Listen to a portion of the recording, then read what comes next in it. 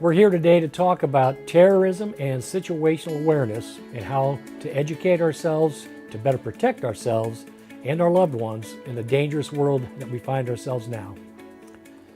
What I'm going to talk about, or the topics basically, are the nature and history of terrorism, behaviors, motivations, and characteristics of terrorist groups, the terrorist planning cycle, and the means to accomplish their objectives, what the future of terrorism looks like. I'll do an Al-Qaeda and ISIS profile, and then basically warning signs. And we will end it with a discussion about the grid and situational awareness and how we can protect ourselves when we're out and about, whether it's during a holiday season or whether it's just normal day-to-day life. I want to give you a quote, and it's from a senior Al-Qaeda leader, which is, "We have the right to kill 4 million Americans, 2 million of them children." And that's a direct quote from one of the Al-Qaeda leaders, which gives you an idea of their mindset. They are committed to the acts that they intend to do. We saw that during the September 11th attacks, and we've seen it throughout the last several decades, but particularly since 9/11 happened. The slide that's up now, you'll see, is a bunch of just typical normal-looking people.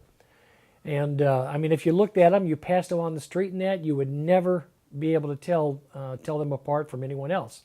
But every one of the people depicted in that slide are terrorists.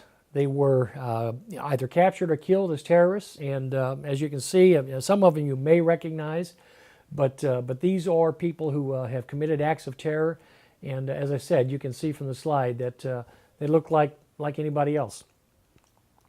Being from St. Louis, obviously I'm a St. Louis Cardinals baseball fan, and the previous slide, every one of those individuals, if you dress them up in a red Cardinals t-shirt and a red Cardinals baseball cap, you'd never be able to tell them apart from anybody else down at Busch Stadium. Now, the one exception to being able to identify terrorists is the next slide, which is a little bit of a joke since it's depicting Chicago Cubs fans, and anybody that knows anything about St. Louis and Chicago, there's a big rivalry between the Cardinals and the Cubs. So anyway, I was just throwing in for a little humor, but to give you an idea, you could dress those people up in blue Cub shirts as well, and you wouldn't be able to recognize them on the street and know that they're terrorists.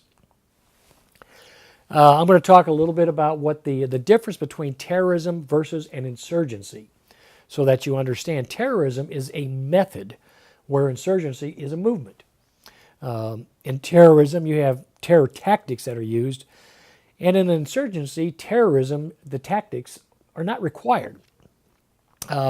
Terrorism doesn't require popular support, but popular support is required in an insurgency.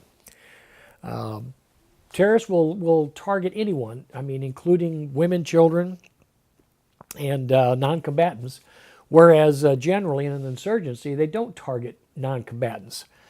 Their intent, obviously, is to win over the hearts and minds of the people. A perfect example of that would be Fidel Castro in Cuba back in the late 50s, early 60s, which was a classic insurgency. America was involved in an insurgency in Vietnam. So there's definite differences between what a terrorism and an insurgency are. Individual terrorist behavior, okay? They generally have a utopian worldview, and they dehumanize their non-members or their targets. They will make them, appear to be, less than human beings, as evidenced by what has happened since 9/11 in Iraq and that, where you've had beheadings. They've been done in a ritualistic way, the way that they would normally do those to sheep or goats. So they're very much attuned to people within their group and within their ideology, but not so much people who are outside. I'll give you an example of how they dehumanize, and this is a quote from an animal rights group, which believe it or not, the people or the organizations that have committed more terrorist attacks than any other are animal and environmental rights groups. The acts that they've committed actually fall within the FBI's definition. But here's a quote: "Dear animal killing scum, hope we sliced your finger wide open and that you now die from the rat poison we smeared on the razor blade." You know, that's just gives you their mindset, what you're dealing with when you're dealing with these types of organizations who literally care less about human life than they do about their cause. Behaviors within the organizations are important to understand. The collective behaviors, they differ from individual ones. The collective behaviors are more ruthless and more daring than people who are inclined to do this on an individual basis, the quote-unquote lone wolf that you would call it. They stress secrecy and loyalty to the group, and eventually the group's existence becomes more important, than the original goals. And another thing to understand and keep in mind is that if there are becoming difficulties within the group, either rivalries within the group or some sort of issue that creates tension within the group, that has a tendency to increase the levels of violence that they commit, because they use that as a means to try to bring people back into the fold, to show them what they're capable of doing. The U.S. is a prime target for a variety of reasons, but the United States is the principal opponent of extremists. They attack us as a means of demonstrating their power and their status. If they can bloody Uncle Sam's nose, then they can use that as a recruiting tool and show the world that the great superpower of the United States, that look what we did to them. And the United States is vulnerable to psychological impacts as a result of attacks. We saw that following 9/11. I mean, it's obvious, and after the terrorist attack at the Boston Marathon, when we had an entire city, an entire region basically shut down, and people were scared to leave their houses because of the terrorist attacks that occurred at the marathon. So we're definitely vulnerable to psychological impacts. Our perceived U.S. vulnerabilities are casualty averse. We don't like seeing people coming home in body bags, whether they're our soldiers or just innocent civilians. Our policies are oftentimes influenced by public opinion's reaction to a terrorist attack. Give you an example. After the terrorist attack in Beirut, when the truck was driven into the Marine Corps barracks, within a short time after that, we withdrew our forces from Beirut. Terrorist characteristics, and you can see from the slide, is they can be anybody. Obviously, the one person we all recognize is Osama bin Laden, but the other, there's a lady there who was, or I use that term loosely, lady, but there's a female there who was the first female suicide bomber, and the other individual looks like a movie star. And if anybody knows who he is, he's Eric Rudolph, who was the Atlanta Olympics bomber, and he also bombed a number of other medical and abortion facilities and that, because he was opposed to abortion, which may align with individuals' personal beliefs, but blowing up people and killing people is not the way to go about it. So you can't tell from their gender, their age, or their appearance whether they're going to be a terrorist or not. Their recruitment strategy. Number one, they seek disenfranchised youth, people who feel left out by society, loners, people who feel they don't feel a part of the world around them. They seek commonalities between extended family or social networks. People who have no geographic constraints, who are free to travel. We saw that with ISIS in Syria and Iraq, where they were able to recruit people who could travel to join the fight. So, and they will employ women and children as suicide bombers, as well as people that suffer from some mental deficiencies.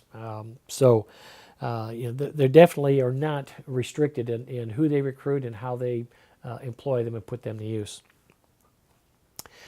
They will recruit individuals with differing talents, people that have education in chemical engineering, electronics, things of that nature, because they'll use those skill sets. They find those valuable. They'll use them to create the bombs or whatever it is that they're trying to the terrorist attack that they're trying to perform. So if they have someone who is familiar with the local customs and has knowledge of the country, obviously they'll recruit them. People who have foreign passports, and they will include recruiting people that they don't intend to use right away, that they intend to put in place to be activated at a later time. The terrorist organization basically is made up of cells, and from the picture you'll see an individual who you may not recognize, but his name is Zain Issa, and he was a Palestinian terrorist back in the St. Louis area. And I use this as an example because many times people think that, well, terrorism only occurs overseas, or it only occurs in New York or other major cities or something. But here in the heartland, we had a terrorist cell operating, and this individual was captured by actually a fluke. His daughter, Christina, had become a westernized, and she was becoming an embarrassment to the family. So Zain Issa and his wife decided one day that they had to commit a honor killing to save the family's honor. So they waited for Christina to come home, and when she came home, they attacked her in the kitchen. They got her down on the kitchen floor, and her father stabbed his daughter 30, 40 some times, killing her. Then they disposed of her body, took her, loaded her body up, drove her some distance away, and just disposed of her in an alleyway where she was subsequently discovered. Well, after she was discovered, obviously the police initiated a homicide investigation, and were basically getting nowhere until one day they got a knock on the door from the FBI. The FBI had Zain Issa's house under audio surveillance. It wasn't active surveillance, unfortunately, but not that it would have made much difference. They would not have been able to respond in time, really, to prevent the murder. But they had the house under surveillance. They were recording, the conversations that took place inside the house, because Zain Issa was a suspected terrorist, and consequently, they collected the tapes from the listening posts periodically, and when they played the tapes back and were listening, the translators were listening to the contents, the audio contents of the tapes. They literally witnessed after the fact the murder of Christina. So anyway, the tapes were turned over, or the evidence was turned over to the local authorities, and Zain Issa and his wife were convicted and both sentenced to death. Both have subsequently died in prison of natural causes, but I use this as an example to show people that we have terrorists in this country, not just in the coast, but in the heartland of America as well, and they could be anywhere. So it's something we need to understand and become better educated about. Terrorist organizations are known to use proxies, and by that I mean other groups or other individuals who may conduct activities in support of terrorist operations. A prime example are the Mexican cartels and the Mexican gangs, MS-13, for example, who certainly have no sympathy for the United States or for Americans, and who would be willing for the right amount of money to provide some sort of either logistical or perhaps even operational support to other terrorist organizations. So it's something that we need to be aware of and understand that it is a possibility. The motivations of it that they use to attack, for one thing, it's accessibility. If they have freedom of movement and they're able to go pretty much anywhere they want, which is how we live in this country, then that is obviously one of the things that they will consider. Liberal laws, permissive border controls, if there's an existing terrorist infrastructure, if there's already a sleeper cell that's inside the country, they will use their political or religious justification, or for religious propaganda purposes. And considerations in targeting. The principal consideration in terrorist targeting is the psychological impact on the intended audience. And here's another quote that goes along with that. One corpse in a suit jacket is always worth more than 20 in a uniform. And that's from a FLN terrorist leader, which was an organization operating down in South America. And the point is that the psychological impact of seeing an innocent civilian is much more on our psyche than seeing soldiers come home in flag draped coffins. Yes, obviously we hate to see our soldiers die in battle and that, but it's expected. You expect the military is there to fight wars, and sometimes it's a part of that they die. It doesn't have the same psychological impact as some innocent civilian who was walking down the street one day and is abducted and tortured and beheaded. Considerations in targeting. They won't be selected for their military value, but for the terms of the psychological impact they have. And again, targeting individual soldiers results in a small military impact, but targeting individual civilians in that provides a huge psychological payoff. And they will also balance their potential losses against a target against the probability of success. Well, they know that the military is powerful, that the military is trained and capable of defending themselves. So do they just throw bodies away by targeting a military installation that has very little chance of success? Or do they attack a shopping mall that is, may have a contract guard service there to provide protection, and certainly is not going to present any obstacle for them? Weapons, the type of equipment they use, and I have some. The slide shows some different types of weaponry, and the only reason I mention this is because it's important for us to understand that in our military, in our country, there are literally tons of military weaponry and munitions that are unaccounted for. Now, that doesn't necessarily mean that there's tons of weaponry running around out there in the hands of people that shouldn't have it. Some of it may be accounting error, and probably most of it is some sort of accounting or inventory errors or problems. But there is a significant number of actual military-grade weaponry and munitions that are out there, and so we have to be aware of that, particularly law enforcement. I'm going to talk now a little bit about the terrorist planning cycle so that you have an understanding of how they plan their terrorist operations and what steps go into pulling off an attack. The first phase phase one is broad target selection. And what that means is Al-Qaeda, for example. Hey, I'm an Al-Qaeda terrorist. I hate America. I want to do something to America. I want to get back at them for everything that they've done to me and to my people. Well, that would be your broad target selection. You've selected your country that you want to attack. Phase two would be intelligence gathering and maybe conducting some surveillance in that. And that's where you're going to spend some time trying to identify any weaknesses that might be present. And this goes back to a previous slide where I discussed about permissive, the ability to move around freely. So that will maybe narrow it down a little bit, the focus of your target. And then you'll get to phase three, which is specific target selection.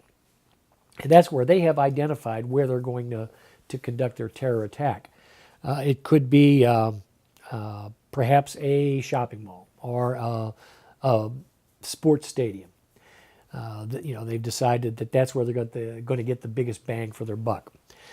And when they select their target, then they go into phase 4, which is pre-attack surveillance and planning. And that's where they're going to sit there and they're going to conduct surveillance of the target itself to find out where weaknesses are, where there are vulnerabilities that they can exploit. Loading docks, is there easy movement in and out of areas where deliveries are made? Or the gates to and from, is there security?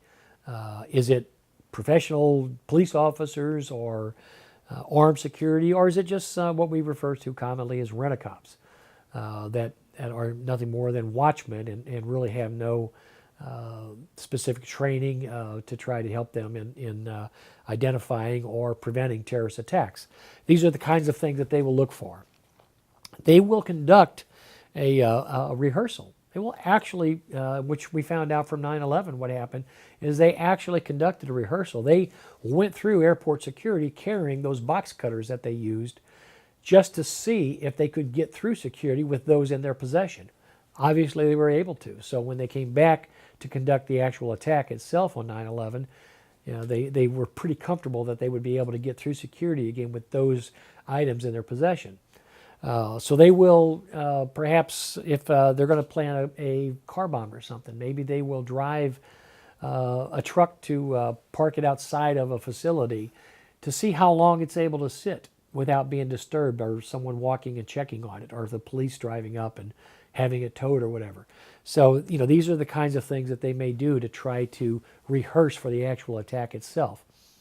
Then phase 6 is the actions on the objective, and that's the actual attack. That's when they will conduct the attack, and whatever that may be, whether it's a car bombing, whether it's a suicide bombing, whether it's a hostage taking or something of that nature, or an attack at a shopping mall, or where they come in with like gangbusters with their guns blazing and kill as many people as they can. And then phase 7 is escape and exploitation. And it's important to understand that not all terrorists are suicide bombers.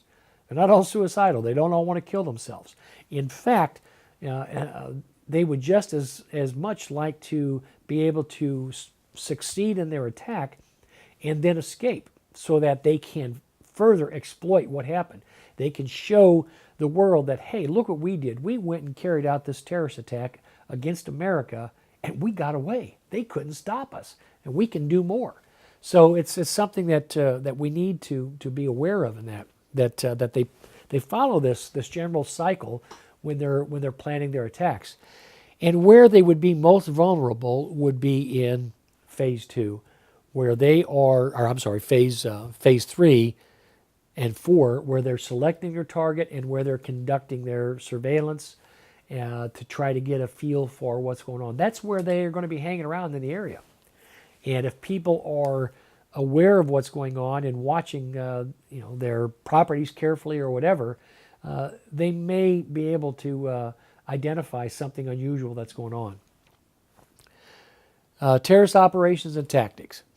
It can be anything from assassinations, hostage-taking, barricaded situations, kidnapping, extortion, ambush, hijackings, aircraft attack, or maritime. I mean, it's just whatever whatever they can think of that they feel they have the means to pull off and have a level of success, then they're going to do. Their tactics and techniques could be bombings, could be car bombings, arson, suicide bombings. It could be a hoax, or a misdirection.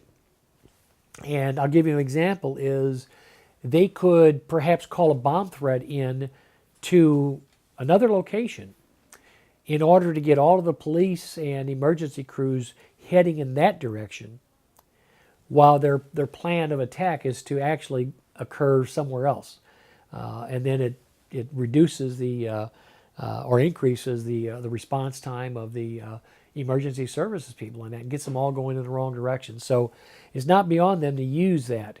Also hoaxes. They may just call in or plant some sort of hoax device that's not operational with the intent to see what the response is of the security or the law enforcement people. How do they respond to it?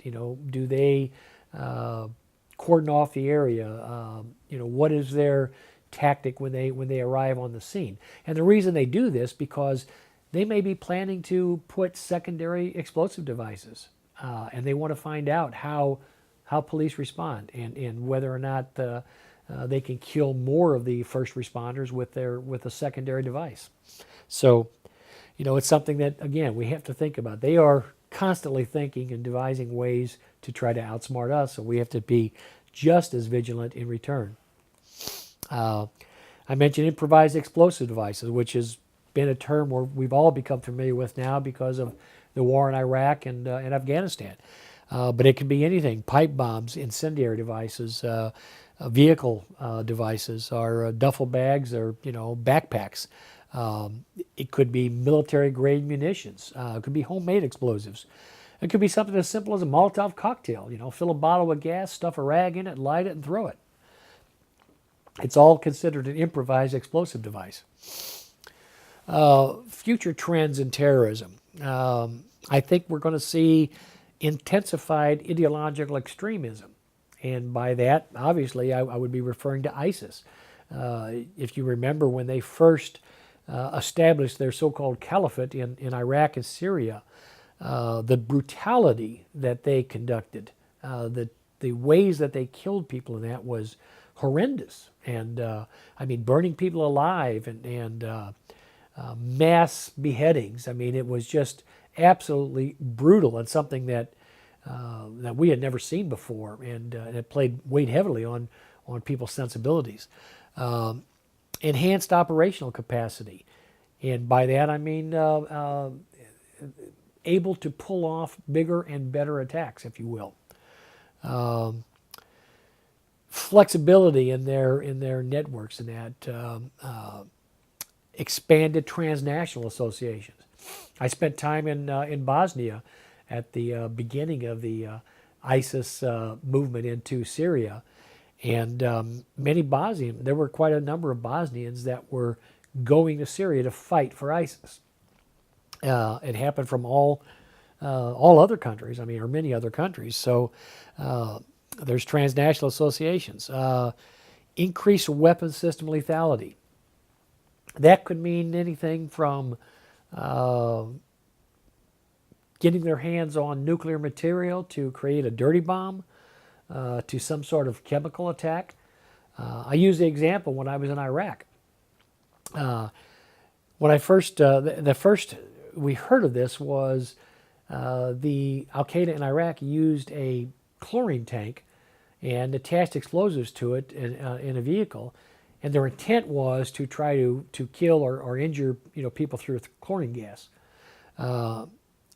Unfortunately for them, it didn't have the desired effect because the explosive caused the gas to dissipate, and they weren't successful in what they were trying. But they kept going back to the well. They kept trying it, kept trying to perfect it. And eventually, by the time I left Iraq, they had actually succeeded in making some people ill from the effects of chlorine gas that had been turned into a vehicle bomb. So they will continue to experiment with ways that they can increase the success and the casualties of their attacks. And again, targeted economic disruption. They want to harm us economically as well as physically, and be able to exploit it using mass media. Obviously, anytime there's a major terrorist attack, it's all over the 24-hour news cycle. CNN, Fox News, everybody's, Al Jazeera's covering it. So, they want to try to exploit that, and that's one of the things that goes back to a previous slide where I said they will look for people with certain skills, people that have IT skills and that they can make use of to exploit through the internet and through video and that. Members of cells will identify ideologically, and it's not limited to animal rights and environmental activists, religious-based groups like Al-Qaeda and ISIS, and political / ideological groups like Hamas and Hezbollah, which are basically proxies of the Islamic Republic of Iran. Expanded transnational associations. Terrorist groups are becoming more integrated with other sub-state entities. They have oftentimes will have government sponsors who are sponsoring them behind the scenes, who don't want their fingerprints on things, but want to lend their support to organizations, terrorist organizations that will harm their enemies. They will adapt to the efforts of counter-terrorist agencies and intelligence agencies. They're collecting intelligence on us just like we're collecting intelligence on them. And every time we take a step to try to prevent an attack or prevent a tactic that they use, then they will adapt and they will change that tactic. They will create another method to achieve the same goal. So it's a constant battle between what they are trying to do and what we're trying to prevent. Again, I mentioned the increased weapon lethality. Chemical weapons certainly are in their bag of tricks if they can pull it off. Cyanide and other industrial chemicals, mustard gas, sarin gas. We know that sarin gas, an attempt was made in that before, which was successful in the Tokyo subway sarin gas attack of a number of years ago. So it's certainly within their capability if they choose to go in that direction. Soft targets is obviously something that they are interested in attacking. As I said, military targets are harder, more difficult to achieve a success at. But they also don't have the same psychological impact as a soft target. Soft target could be bars, restaurants, nightclubs, open air markets, cafes. Westerners are the primary targets, as we've seen that has happened in Europe. They want to be able to demonstrate that no place is safe, that they can basically go wherever they want. And they also know that soft targets don't have the level of security. So, the presence just isn't there. They want to disrupt, again, I mentioned our economy. As an example, Al-Qaeda invested roughly $500,000 total in the 9/11 attacks that occurred in 2001. The estimated cost to the U.S. government as of a few years ago was $135 billion. That cost is continuing to go up every single day, obviously, because it resulted in a war in Iraq, a war in Afghanistan. We've got troops in Africa. We've got troops in the Far East and that are fighting Islamic extremists. So the price tag from the original 9/11 attacks have gone up continually every single day and will continue to. And they have had a huge economic impact on this country. Again, they exploit our mass media. They want to survive an attack if possible, unless it's intended to be a suicide attack. They want to be able to use the media against us so that they can recruit more people to their cause, scare more victims. The word terror is in terrorism for a reason. I'll do a little bit of an Al-Qaeda ISIS profile, a background, so that you have an understanding of who they are and how they came to be. The roots were initiated in the Egyptian Muslim Brotherhood in Iraq. That is where they eventually or ultimately originated from. As far as ISIS's leader, Abu Bakr al-Baghdadi, was an Iraqi who was actually held in American custody during the Iraq War down at Camp Bucca in southern Iraq. And an interesting story about him is that as the American troops were being withdrawn from Iraq and we were turning over all of the operations to the Iraqi military and government. Camp Bucca was on the list of detention facilities to be turned over to Iraq, and most of the American military had been withdrawn from there, and there was still a small detachment that was there, and many of the detainees were being released. Al-Baghdadi was among those who was being released, and as he was leaving, as he was being released by the Iraqi authorities from the facility, there were Americans, military observers there who were watching the release. And al-Baghdadi is quoted as saying to one of the Americans that was present, "I'll see you in New York." Osama bin Laden, who obviously is now no longer with us, but he fought in Afghanistan and emerged as considered a valiant warrior to the Mujahideen there, and then eventually turned his anger and that towards the United States. Al-Qaeda established bases in Afghanistan following the Taliban taking over, which the Taliban is actually, is an extremist group aligned with Al-Qaeda in the sense that they want, they are interested in making their own country the extreme Islamist country that it was, and so they were aligned with Al-Qaeda in that regards, but they weren't necessarily willing to go or interested in going outside their own borders. But Al-Qaeda inherited fighters from Chechnya, Libya, Central Asia, Western China, the Uyghurs, as well as in Africa.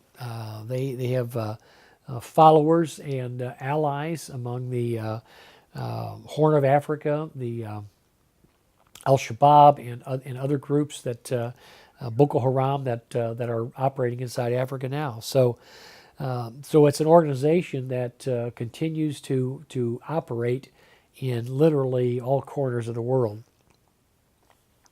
A lot of their financing is done through legitimate activities. They will get involved in businesses or activities in that can generate income and not attract any attention of law enforcement or intelligence agencies.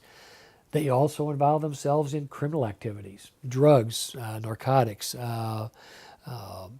identity theft, bank fraud, credit card fraud, anything that they can raise money to help facilitate their goals is what they will involve themselves in.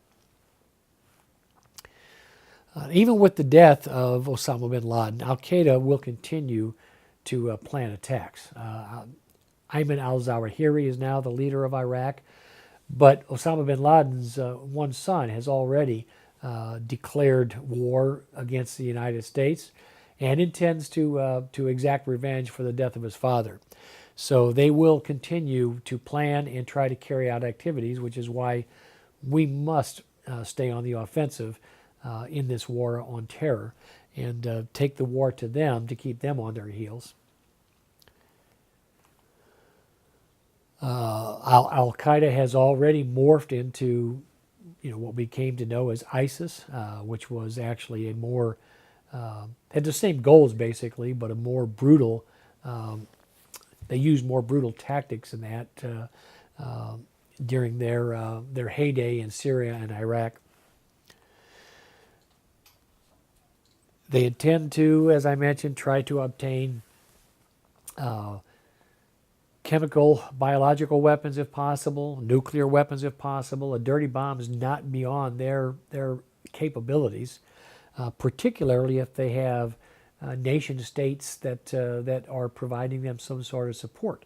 We know that Iran is pursuing nuclear weapons, and while Iran may not initiate any type of nuclear event against the United States, there's nothing to say that they won't cooperate with a known terrorist entity to assist them in doing the dirty work for them. So it's something we have to be aware of, and we have to be vigilant against.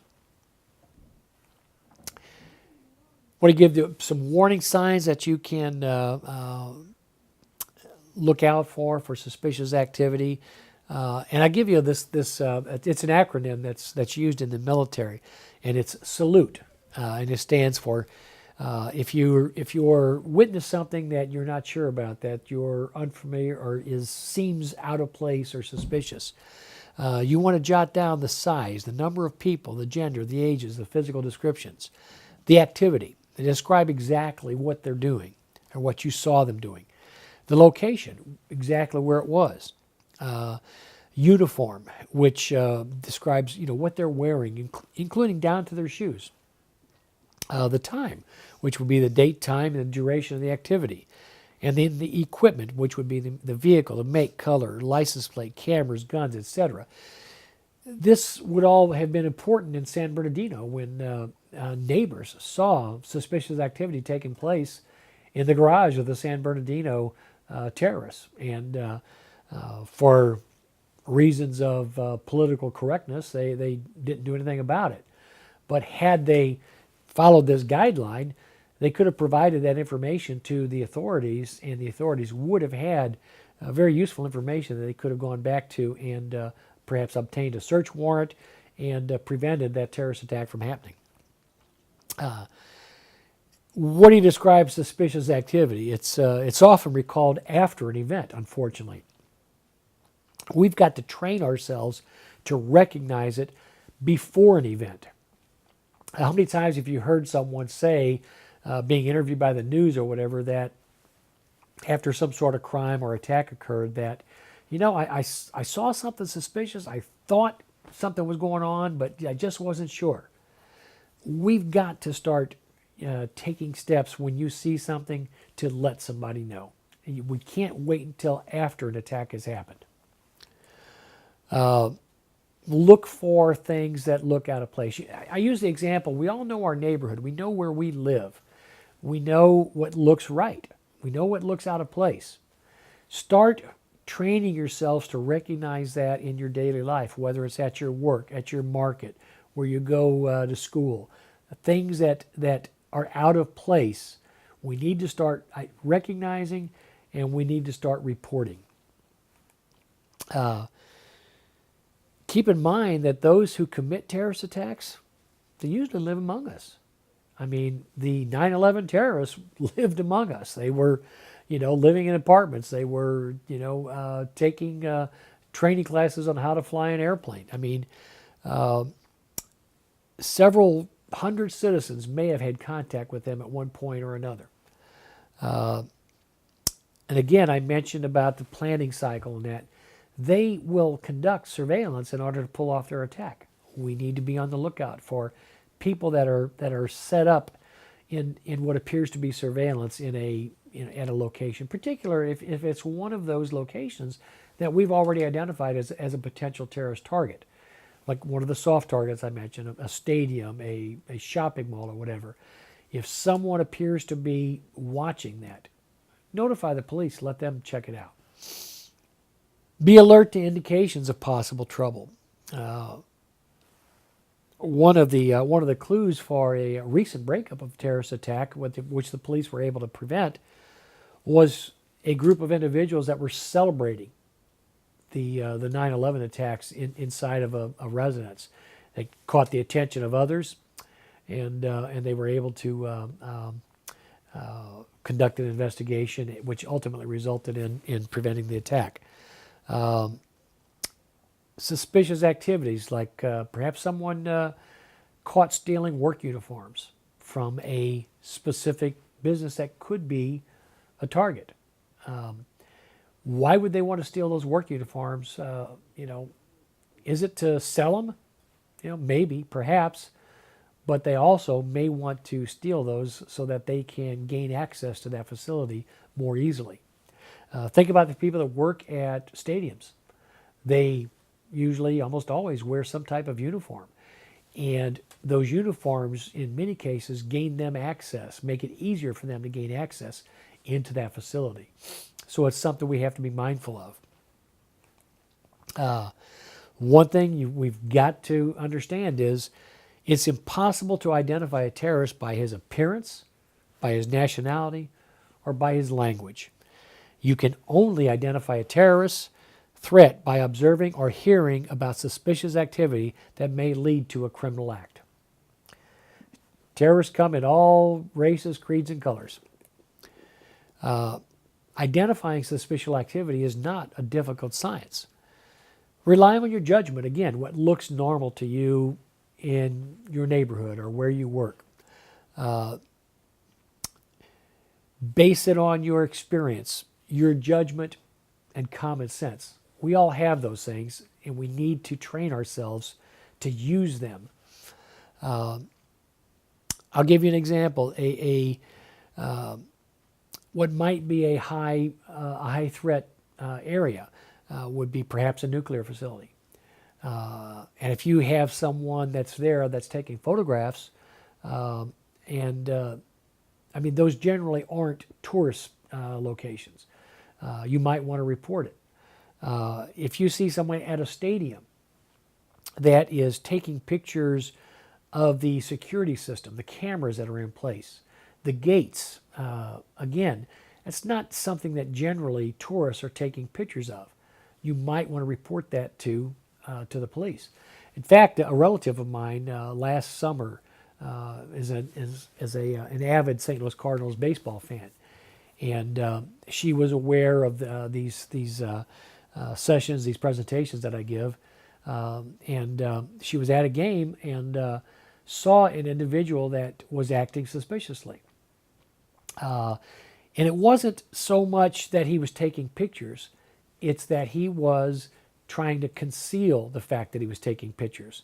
He was taking them like down below his belt and trying to conceal this from what other people standing around, so that they couldn't see. And he was taking pictures of, things that just typically aren't done by a tourist. She used common sense. She reported it, and eventually, it was reported to the police and that. I don't know what the results of that were. I mean, the police may have somebody under observation now. They may not have been able to identify anyone at all, but it certainly heightened their awareness that there was some activity that was suspicious that was going on at the stadium. So those are the kinds of things that we need to start doing more of.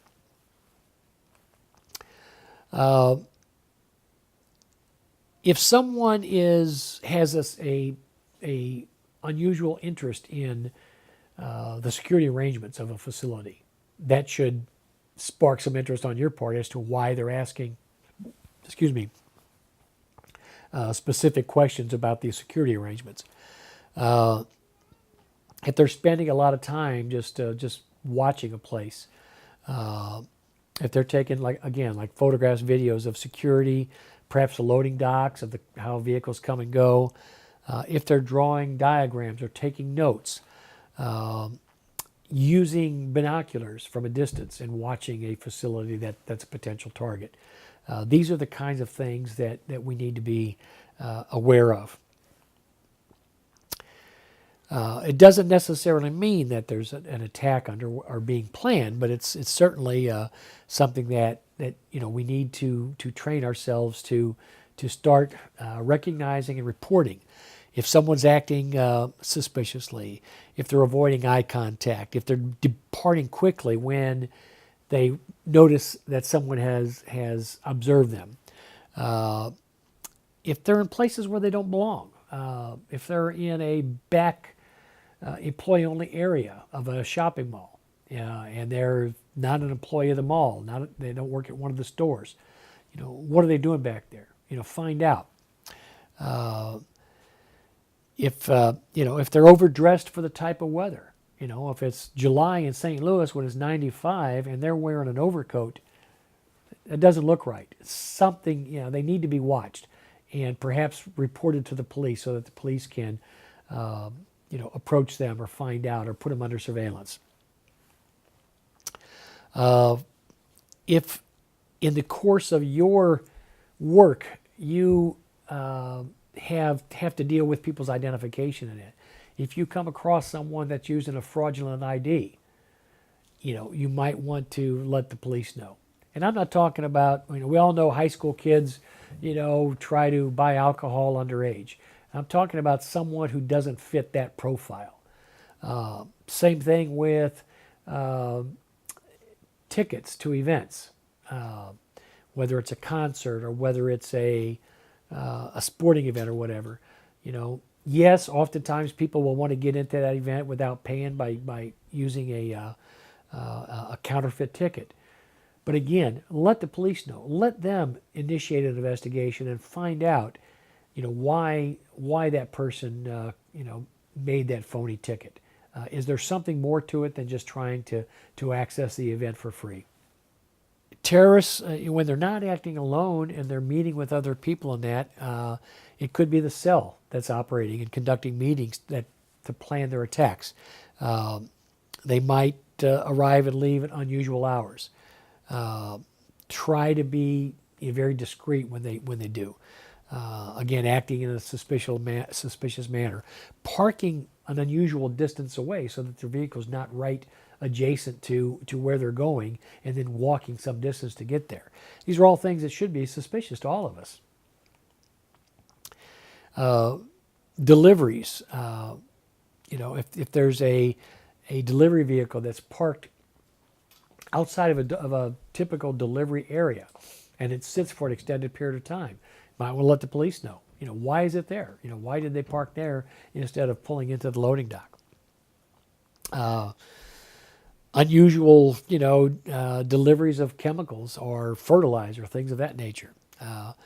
These are all things that we need to be, start recognizing if you work in a facility that receives those types of deliveries.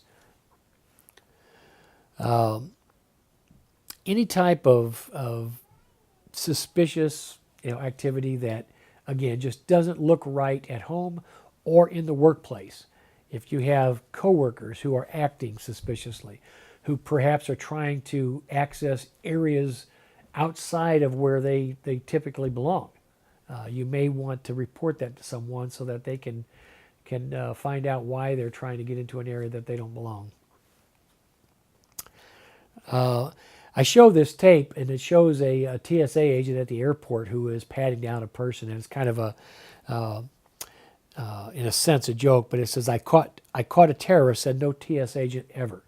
Well, that's not necessarily true, and it's not intended as an insult to TSA. It's intended to educate us all that one of the primary functions of TSA, through their presence, is to prevent people from trying. So if through the presence of TSA conducting thorough body searches and searches of our bags and that, if that is able to scare someone off from even trying, then they've accomplished at least half of their job right there. I want to talk a little bit about situational awareness. And what does that mean? That means being aware of your surroundings and what's going on around you. Train yourself to start thinking about what you're going to do in a particular situation. An example, when you go out to a restaurant, taking a family out, once you're seated at your table, get up and go back to usually where the restrooms are. Usually that's where the kitchen is located, where the servers come and go. Identify where that is, because you're almost guaranteed that there's a back entrance off of the kitchen where they receive the deliveries of the food and supplies and that they need to conduct business. In the event that a bad guy comes in the front door, you can quickly gather your family and your loved ones up and run out the back door. That's one of the reasons you want to do that. And you just train yourself to do that. Same thing at a shopping mall. If you go to a shopping mall, when you're walking around in that, identify alternate exits from the property in the event that there's an emergency. We've obviously seen shootings at shopping malls and that in the past. And if you have a situation where a individual is walked into the mall with a weapon and has started shooting people, you want to be able to know exactly where to go, where you can get away from what the threat is. Same thing when you're walking down the street. I use the term keep your head on a swivel. train yourself to constantly be scanning the area around you, so that if someone is acting suspiciously or dressed inappropriately for the weather, is armed and is starting, is coming out and raising his weapon, you want to be able to catch that, visually identify that, and then take whatever steps are necessary. Running the opposite direction, running to some other safe haven, whatever you need to do to be able to protect yourselves. It's just being aware of your surroundings, what's going on all around you at all times, wherever you are.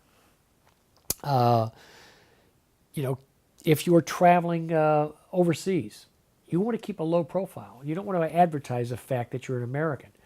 Americans, unfortunately, have become targets overseas. As I mentioned in the previous slide about attacks on a person, a corpse in a business suit is a target, and so you need to lower your profile and don't advertise the fact who you are, and perhaps even you may want to make multiple hotel reservations if you can, and or have a trusted local make a reservation in their name.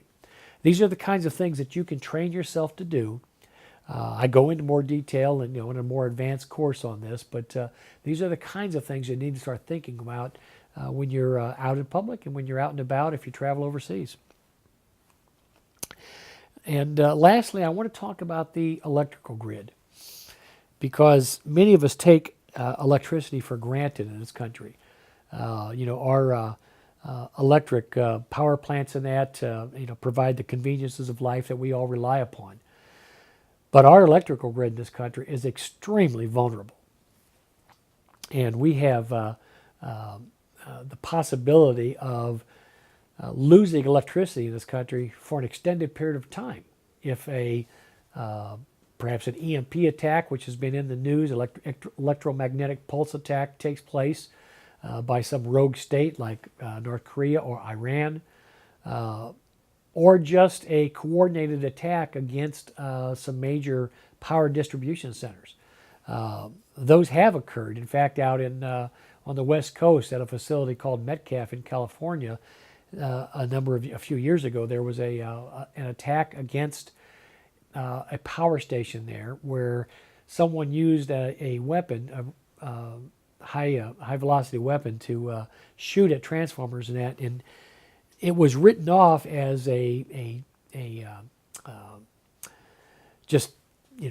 something that property damage or something of that nature, because it didn't meet the description that the FBI uses for a terrorist attack.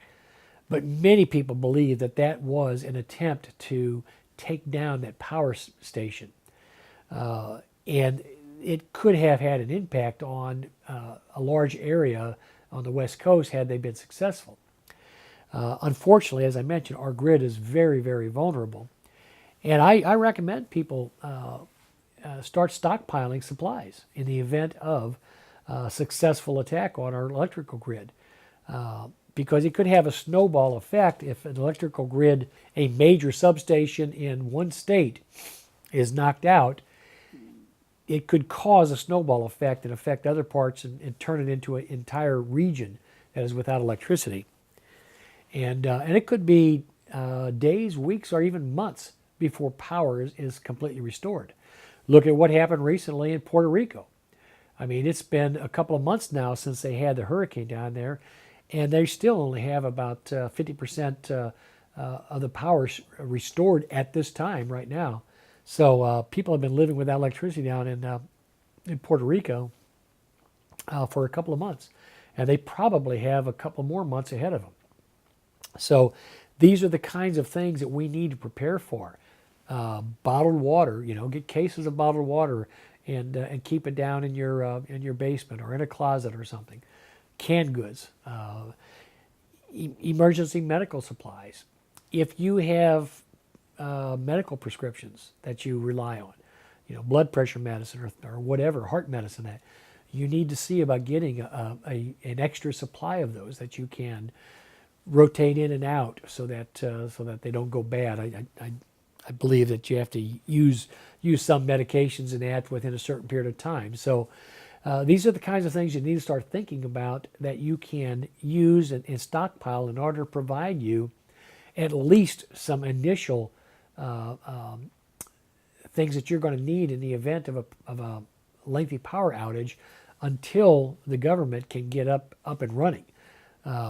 And I can tell you right now, you're not going to be able to depend on the federal government to, their hands are going to be full. Local law enforcement, local first responders, their hands are all going to be they're going to be overwhelmed.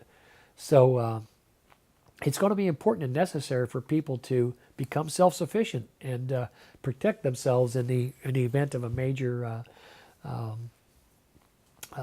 power outage that could affect an entire region and last for an extended period of time. These are the things that we have to start thinking about. It's what I call the, as I said, situational awareness.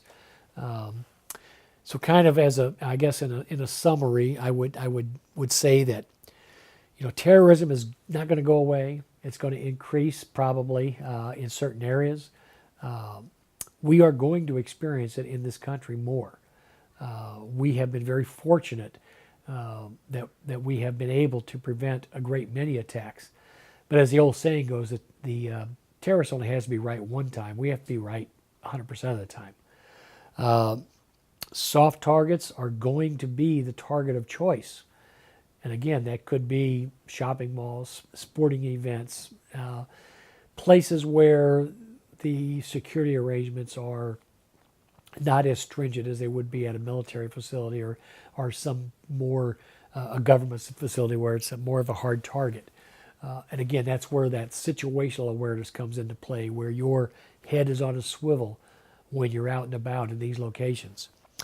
Criminal organizations may become involved. Again, Mexican cartels, certainly, for the right price, will be happy to provide some sort of either logistical or operational support.